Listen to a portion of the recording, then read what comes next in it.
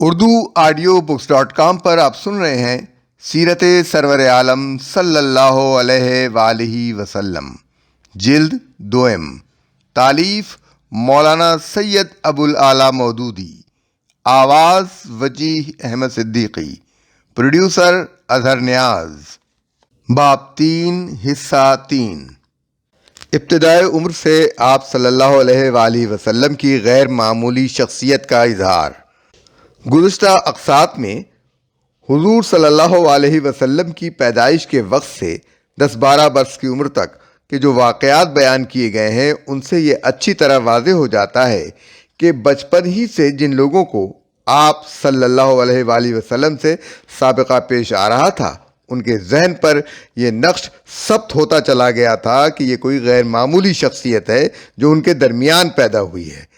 صرف یہی نہیں کہ آپ صلی اللہ علیہ وسلم کی ذات سے عجیب برکات کا ظہور ہو رہا تھا، بلکہ آپ صلی اللہ علیہ وآلہ وسلم کی عادات و خصائل عام بچوں سے بالکل مختلف تھیں، اور آپ صلی اللہ علیہ وسلم کے بشرے سے بھی آپ صلی اللہ علیہ وسلم کی شخصیت کا غیر معمولی پن نمایاں ہو رہا تھا۔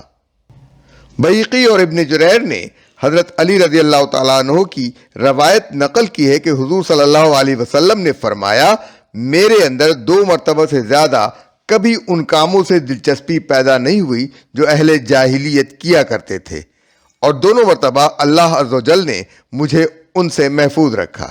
اس کے بعد پھر میرے دل میں ان کا خیال تک نہ آیا۔ ایک روز میں نے اس لڑکے سے جو میرے ساتھ بکریاں چرایا کرتا تھا کہا، تو ذرا میری بکریوں کی دیکھ بھال کر تاکہ میں مکہ میں جا کر رات کی ان دلچسپیوں میں حصہ لوں جن میں دوسرے لڑکے حصہ لیتے ہیں۔ وہ راضی ہو گیا۔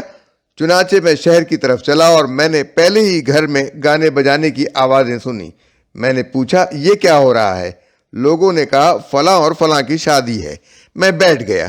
یکایک مجھے نیند آ گئی، یہاں تک کہ دن نکل آیا اور سورج کی گرمی سے میری آنکھ کھلی۔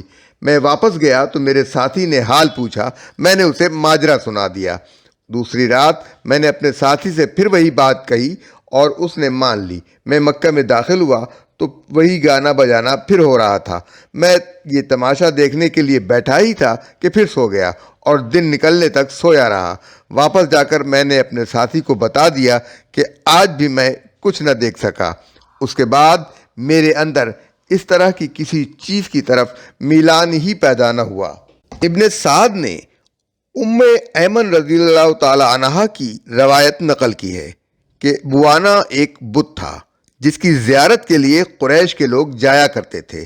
وہاں نظریں اور نیازیں چڑھاتے تھے۔ پورے ایک دن اس کے استھان میں اعتکاف کیا جاتا تھا اور پھر قربانی کر کے سر منڈوائے جاتے تھے۔ ابو طالب بھی اس طریقے کے مطابق اپنے خاندان کے ساتھ وہاں جایا کرتے تھے۔ رسول اللہ صلی اللہ علیہ وآلہ وسلم جو اس وقت ایک نوخیز لڑکے تھے، آپ سے بھی کہا جاتا تھا کہ آپ سب کے ساتھ چلیں، مگر ہر سال یہی جھگڑا ہوتا تھا کہ آپ صلی اللہ علیہ وآلہ وسلم ساتھ جانے سے انکار کر دیتے۔ اس پر آپ کے چچا اور پھوپھیاں سخت ناراض ہوتی تھیں۔ ایک مرتبہ آپ صلی اللہ علیہ وسلم گھر کے بڑوں کی اس ملامت اور فضیحتیں سے تنگ آ کر اس تہوار کے موقع پر چلے گئے اور بڑی دیر تک کہیں غائب رہے، حتیٰ کہ سب گھر والے آپ صلی اللہ علیہ وآلہ وسلم کے لیے پریشان ہو گئے۔ واپس آئے تو سخت خوفزدہ تھے اور چہرے کا رنگ فق تھا۔ پھوپھیاں آپ کو دیکھ کر لپکیں اور پوچھا، بچے تجھے کیا ہو گیا؟ آپ نے فرمایا، مجھے ڈر ہے کہ مجھے کچھ ہو نہ جائے۔ پھوپھیوں نے کہا، اللہ تجھے کبھی شیطان کے شر میں مبتلا نہ کرے گا، جبکہ تیرے اندر ایسی اور ایسی خوبیاں ہیں۔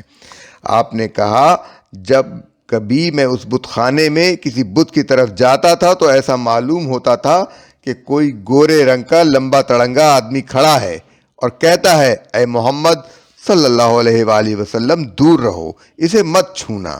ام ایمن کہتی ہیں کہ اس کے بعد آپ صلی اللہ علیہ وآلہ وسلم کبھی اس تہوار میں نہیں گئے۔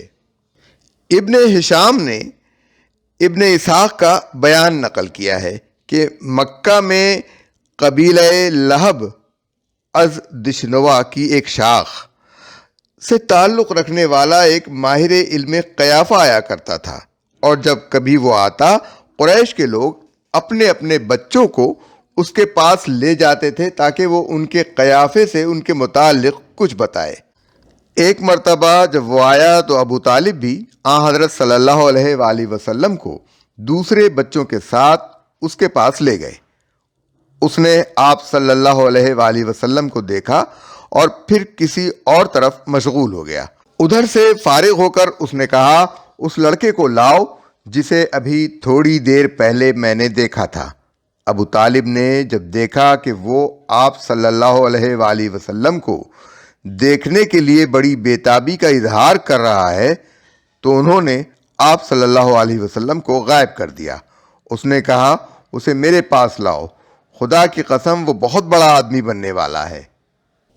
محمد بن اسحاق کی روایت ہے کہ رسول اللہ صلی اللہ علیہ وآلہ وسلم نے فرمایا کہ ایک روز قریش کے لڑکوں کے ساتھ کھیلتے ہوئے میں بھی پتھر اٹھا اٹھا کر لا رہا تھا، اور سب لڑکوں نے پتھر اٹھانے کے لیے اپنی اپنی ازار و تہمت اٹھا کر گلے میں باندھ رکھی تھی، جس سے سب ننگے ہو جاتے تھے۔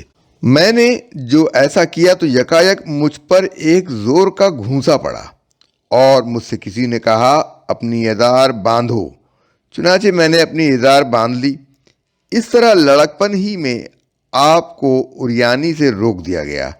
اس سے ملتی جلتی صورت اس وقت پیش آئی جب 35 عام الفیل میں، جبکہ حضور صلی اللہ علیہ وسلم 35 سال کے تھے اور آپ کے نبوت پر سرفراز ہونے میں ابھی 5 سال باقی تھے، قریش نے ازسر نو کعبہ کی تعمیر شروع کی۔ اس موقع پر قریش کے سب لوگ اپنی اپنی ازاریں گلے میں باندھے پتھر ڈھو ڈھو کر لا رہے تھے، اور بڑے چھوٹے کسی کو برہنگی کا احساس تک نہ تھا۔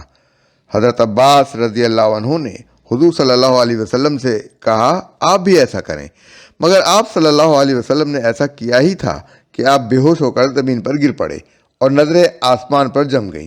پھر آپ صلی اللہ علیہ وآلہ وسلم نے فرمایا، میری ازار، چنانچہ وہ باندھ دی گئی، تب آپ اٹھے۔ یہ واقعہ حضرت جابر بن عبداللہ سے صحیحین میں نقل ہوا ہے۔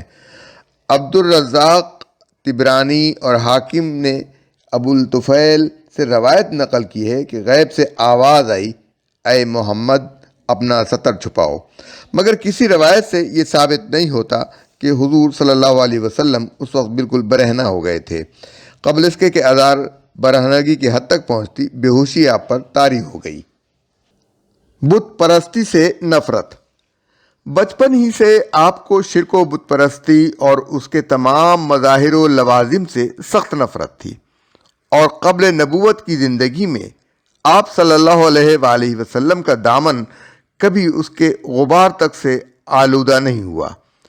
بخاری ابواب المناقب میں حدیث زید بن عمرو بن نفیل کے زیر عنوان حضرت عبداللہ بن عمر رضی اللہ تعالیٰ عنہ کی روایت ہے کہ ایک مرتبہ رسول اللہ صلی اللہ علیہ وآلہ وسلم کے آگے بتوں کے چڑھاوے کا کھانا اور ان کے لیے قربان کیے گئے جانور کا گوشت پیش کیا گیا تو آپ نے اسے کھانے سے انکار کر دیا۔ مسند احمد میں حضرت عروہ بن زبیر روایت کرتے ہیں کہ مجھ سے حضرت خدیجہ رضی اللہ تعالیٰ عنہا کے ایک پڑوسی نے بیان کیا کہ ایک روز میں نے نبی صلی اللہ علیہ وآلہ وسلم کو حضرت خدیجہ رضی اللہ تعالیٰ عنہا سے یہ فرماتے سنا، اے خدیجہ، خدا کی قسم میں ہرگز لات اور عزیٰ کی عبادت نہ کروں گا، خدا کی قسم میں کبھی ان کی عبادت نہ کروں گا۔ اے خدیجہ، واللہ لا عبد اللات والعزیٰ واللہ لا عبد ابدا۔ جواب میں حضرت خدیجہ رضی اللہ تعالیٰ عنہ کہہ رہی تھیں کہ چھوڑیے لات کو اور چھوڑیے عزیٰ کو۔ اس واقعے کو بیان کر کے اس پڑوسی نے حضرت عروہ کو بتایا کہ اس زمانے میں قریش کے لوگ رات کو سونے سے پہلے ان بتوں کی عبادت کیا کرتے تھے۔ اغلب یہ ہے کہ یہ حضور صلی اللہ علیہ وسلم کی ازدواجی زندگی کے آغاز کا واقعہ ہوگا۔ سفر شام اور بحیرہ راہب کا واقعہ۔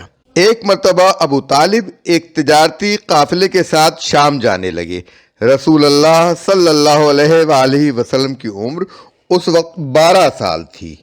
تبری وغیرہ نے 9 سال عمر بتائی ہے اور ابن عبد البر نے 13 سال، مگر اکثریت کا قول 12 سال ہی ہے اور یہی صحیح ہے۔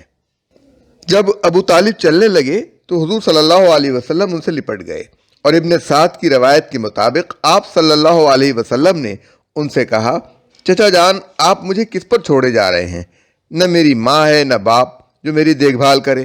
اس پر ابو طالب کا دل پگھل گیا اور انہوں نے کہا، خدا کی قسم، میں نہ اسے جدا کروں گا نہ اس سے جدا ہوں گا، یہ میرے ساتھ جائے گا۔ یہ قافلہ جب شام کے علاقے میں بسرا پہنچا اور بحیرہ یا بحیرہ راہب کے سومئے کے پاس ٹھہرا تو اپنے معمول کے خلاف وہ باہر نکل آیا، حالانکہ وہ کبھی کسی قافلے کے لیے اپنے سومئے سے نہ نکلتا تھا۔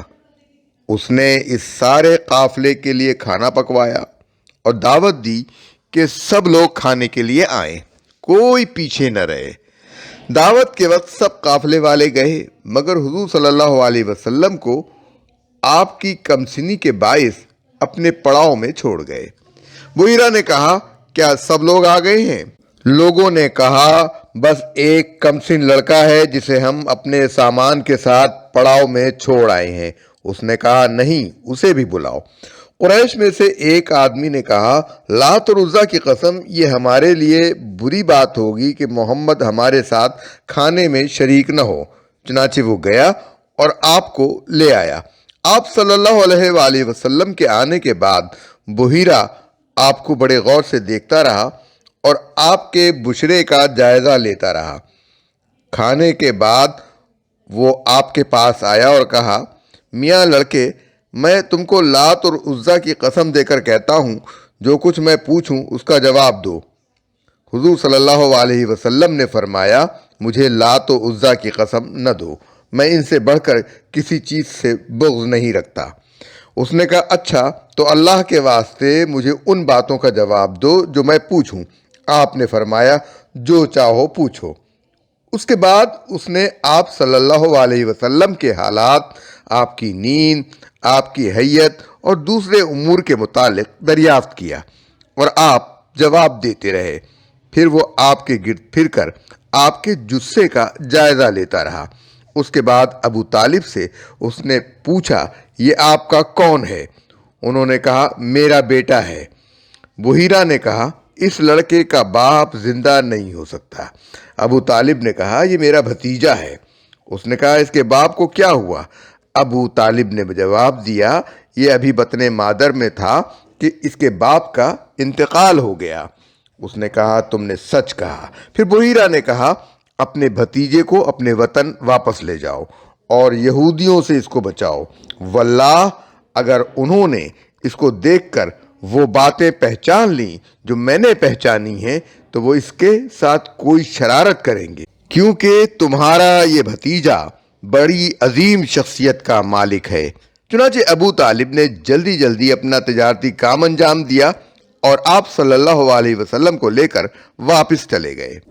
یہ واقعہ ہے جس پر مستشرقین نے بہت سے قیاسات کی عمارت اٹھائی ہے اور ان علوم کو جو رسول ہونے کے بعد آپ سے ظاہر ہوئے عیسائی راہبوں سے حاصل کردہ معلومات قرار دیا ہے۔ اس پر مزید خود ہمارے ہاں کی بعض روایات بھی ایسی ہیں جو ایک حد تک ان قیاسات کو تقویت پہنچاتی ہیں۔ دراصل یہ کوئی عجیب بات نہیں ہے کہ ایک زاہد مرتاض آدمی جس نے مجاہدوں سے اپنی روحانی قوتوں کو نشو نما دیا ہو، کچھ غیر معمولی برکات کے آثار دیکھ کر محسوس کر لے کہ اس قافلے میں کوئی عظیم شخصیت موجود ہے، اور آپ صلی اللہ علیہ وآلہ وسلم کو دیکھ کر اسے اپنے اندازوں کی تصدیق ہو گئی۔ نیز اس نے اس خیال سے کہ یہودی ایک حاسد قوم ہے اور وہ عرب کے امیوں میں کسی عظیم شخصیت کے ظہور کو اپنے لیے خطرہ سمجھ کر اس کے درپے آزار ہو سکتے ہیں، ابو طالب کو ان سے بچانے کا مشورہ دیا ہو۔ لیکن یہ بات قابل تسلیم نہیں ہے کہ اس نے یہ سمجھ لیا ہو کہ آپ ہی وہ ہونے والے نبی ہیں جن کے آنے کی خبر پچھلی کتابوں میں دی گئی ہے۔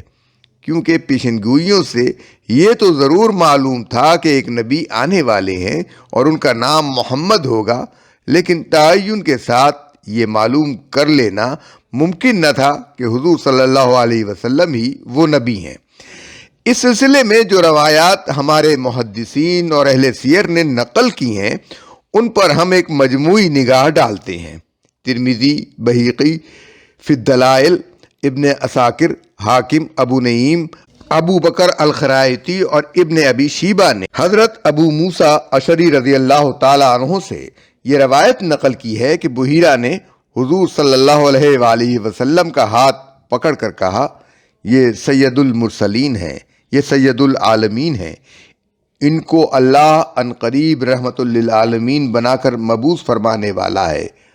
اس سے پوچھا گیا، اور ترمذی وغیرہ اور بعض محدثین کی روایت میں ہے کہ قریشی کے شیوخ نے اس سے پوچھا، تمہیں اس کا علم کیسے ہوا؟ اس نے کہا، جب تم سامنے سے آ رہے تھے تو ہر شجر و حجر سجدہ ریز تھا، اور یہ ایک نبی کے سوا کسی کے لیے سجدہ ریز نہیں ہوتے، اور میں ان کو اس مہر نبوت سے بھی پہچانتا ہوں جو ان کی پشت پر دونوں شانوں کے درمیان ہے، اور ہم ان کا ذکر اپنی کتابوں میں پاتے ہیں۔ پھر اس نے ابو طالب سے کہا، یہود سے ان کو خطرہ ہے، اس لیے انہیں واپس بھیج دو۔ ابن ابی شیبہ نے ابو موسیٰ اشعری رضی اللہ عنہ سے جو روایت نقل کی ہے اس میں یہ ذکر بھی ہے کہ جب حضور سومے کی طرف آ رہے تھے تو ایک بادل آپ پر سایہ کر رہا تھا۔ اس کے بعد انہی روایات میں سے بعض میں یہ ہے کہ اس کے اصرار پر ابو طالب نے حضور صلی اللہ علیہ وسلم کو ابو بکر اور بلال کے ساتھ واپس مکہ بھیج دیا، حالانکہ ابو بکر اس وقت 10 سال کے ہوں گے اور بلال ان سے بھی چھوٹے۔ ایک 12 سال کے لڑکے کو اس سے چھوٹے لڑکوں کے ساتھ حفاظت کے لیے بھیجنا اول تو بجائے خود عجیب ہے، دوسرے بلال کا بھیجا جانا اس سے بھی عجیب تر ہے، کیونکہ اس وقت بنی عبد المطلب سے ان کا کوئی واسطہ نہ تھا کہ ابو طالب ان سے کوئی خدمت لے سکتے۔ اسی سفر کے متعلق یہ بھی بیان کیا گیا ہے کہ 7 رومی حضور صلی اللہ علیہ وسلم کو قتل کرنے کی نیت سے نکلے اور بحیرہ کے سومے پر پہنچے۔ بحیرہ نے پوچھا، کس لیے آئے ہو؟ انہوں نے کہا، ہمیں معلوم ہوا یہ نبی اس مہینے ادھر آنے والا ہے، اس لیے ہر طرف آدمی دوڑا دیے گئے ہیں اور ہم یہاں آئے ہیں۔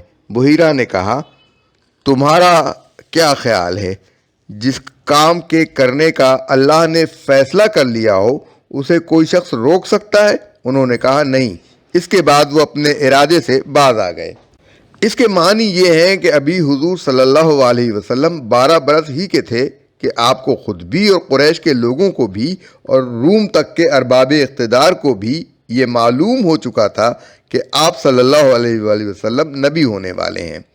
پھر اس واقعے کے 13 برس بعد 25 سال کی عمر میں جب نبی صلی اللہ علیہ وآلہ وسلم حضرت خدیجہ رضی اللہ تعالی عنہ کا مال تجارت لے کر شام گئے تو ابو سعید نیشا پوری کی کتاب شرف المصطفیٰ کے حوالے سے حافظ ابن حجر اصابہ میں نقل کرتے ہیں کہ بحیرہ سے آپ کی دوبارہ ملاقات ہوئی، اور اس موقع پر اس نے کہا، اشہد ان لا الہ الا اللہ واشہد انک رسول اللہ النبی الامی الذی بشر بہ عیسیٰ ابن مریم۔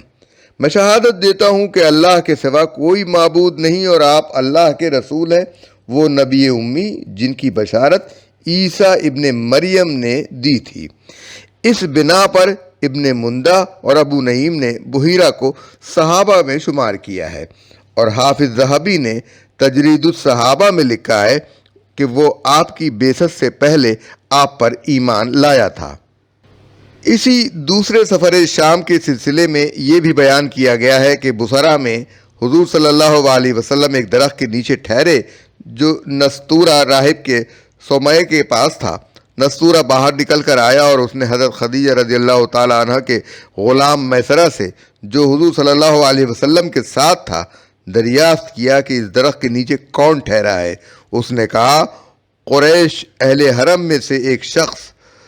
واقدی اور ابن اسحاق کی روایت ہے کہ اس پر نستورہ بولا کہ اس درخت کے نیچے عیسیٰ علیہ السلام کے بعد آج تک یعنی تقریباً 600 برس تک نبی کے سوا کوئی نہیں ٹھہرا۔ ابو سعید نے شرف المصطفیٰ میں اس کے بعد یہ اضافہ کیا ہے کہ پھر نستورہ آپ صلی اللہ علیہ وآلہ وسلم کے پاس آیا، آپ کا سر اور آپ کے قدم چومے اور کہا کہ میں شہادت دیتا ہوں کہ آپ اللہ کے رسول وہ نبی امی ہیں جن کی بشارت عیسیٰ نے دی تھی، اور کہا تھا کہ میرے بعد اس درخت کے نیچے نبی امی ہاشمی العربی المکی صاحب الحوض والشفاعت اور صاحب اللواء الحمد کے سوا کوئی نہیں ٹھہرے گا۔ میسرہ نے اس کے اس قول کو ذہن نشین کر لیا۔ اس کے بعد حضور بصرہ کے بازار میں خرید و فروخت کے لیے نکلے۔ اس موقع پر ایک شخص سے قیمت کے معاملے میں آپ کا اختلاف ہو گیا۔ اس شخص نے کہا لات اور عزیٰ کی قسم کھائیے۔ آپ صلی اللہ علیہ وآلہ وسلم نے فرمایا میں نے تو کبھی ان کی قسم نہیں کھائی۔ اس پر اس نے کہا پھر میں آپ ہی کی بات مانتا ہوں، اور الگ لے جا کر میسرہ سے کہا یہ نبی ہیں، اس ذات کی قسم جس کے ہاتھ میں میری جان ہے، یہ وہی ہیں جن کا ذکر ہمارے احبار اپنی کتابوں میں پاتے ہیں۔ میسرہ نے یہ بات بھی ذہن نشین کر لی۔